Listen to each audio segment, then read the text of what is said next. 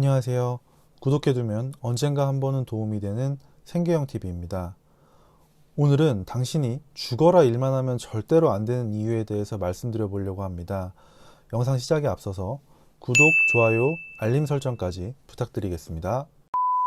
일반적으로 많은 사람들이 소득의 크기가 크면 자산이 커지고 부자가 될 거라고 생각하고 어떻게 하면 내 소득을 늘릴 수 있을까에 굉장히 집중하면서 살아가게 되는데요. 당연히 소득의 크기가 크면 자산이 늘어나고 부자가 될 가능성이 높아지는 것은 맞지만 소득과 재산은 절대로 비례하는 개념은 아니라는 걸 명확하게 인지하셔야 합니다. 둘은 어찌 보면 완전히 분리된 개념으로 생각을 하셔야 돼요. 많은 사례를 들 수 있지만 우리가 잘 아는 극단적인 예시가 TV에서 하루가 멀다 하고 나오죠. 룰라 출신의 가수 이상민을 보면 요즘 어린 분들은 예전 룰라의 인기를 잘 모르실 수도 있지만 저와 비슷한 연배이시거나 더 많은 분들의 경우에는 이상민이라는 연예인이 과거에 얼마나 많은 돈을 벌었을까를 그냥 그 느낌만으로도 짐작하실 수 있을 겁니다. 그랬던 사람이 수십억의 빚에 시달렸다고 하는 것만 봐도 소득이 많다는 사실이 부자가 되는 것과 반드시 일치하는 것은 아니라는 걸 아실 수 있을 겁니다. 물론 지금은 다시 큰 소득을 벌어들이면서 빚도 청산하고 다시 부유한 생활을 하고 있겠지만 그건 연예인이라는 특수한 직업을 가지고 있기 때문에 가능한 일이고 일반적인 월급쟁이라고 한다면 평생 동안 빚만 갚다가 죽을 수도 있는 상황이었겠죠. 무한정 소득이 늘어날 수 있다면 얘기가 다르겠지만 그럴 가능성은 정말 희박하고 나한테 그런 일이 일어날 가능성은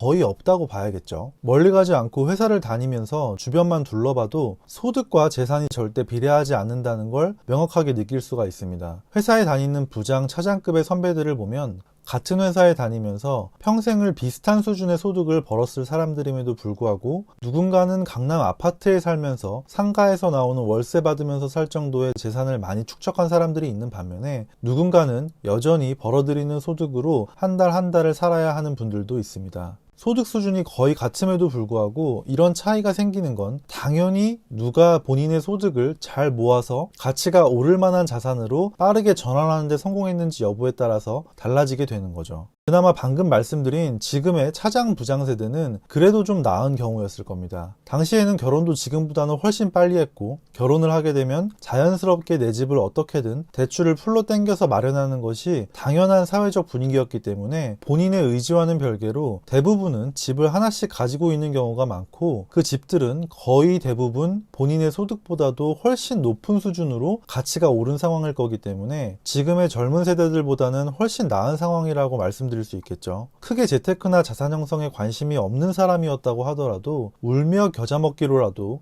자산이 불어날 수밖에는 없었던 거죠. 반면에 지금의 젊은 2030 세대들의 경우에는 상황이 좀 다릅니다. 결혼을 늦게 하거나 아예 하지 않는 사람들도 많고 이런 경우에 우리나라는 문화 특성상 부모님과 오래오래 행복하게 사는 경우가 대부분이죠. 본인이 자산 형성에 관심을 갖고 있지 않은 이상은 부동산을 사지 않는 경우가 대부분이고 충분한 소득을 벌고 있다면 그 소득을 대부분 본인을 위해서 사용하거나 일부 저축을 하는 정도에서 머무르게 되는 경우가 많을 겁니다. 특히나 본인이 하고 있는 일에만 매몰돼서 주변을 바라보지 않고 죽어라 일만 하는 경우에는 어느 정도 쌓이는 월급만 바라보면서 지금처럼 부동산이 오르고 주식이 오르고 할 때마다 상대적인 박탈감에 결국에는 내가 뭐 때문에 이렇게 쥐꼬리만한 월급을 받으면서 생활해야 하는지에 회의감을 느끼게 되는 경우가 많아지게 됩니다. 요새 많이 쓰는 말로 벼락거지가 됐다라는 말이 있죠. 나는 그냥 아무것도 안 하고 내 할 일만을 하고 있었을 뿐인데 내 월급은 그래도 어느 정도 꾸준히 올라가고 있는데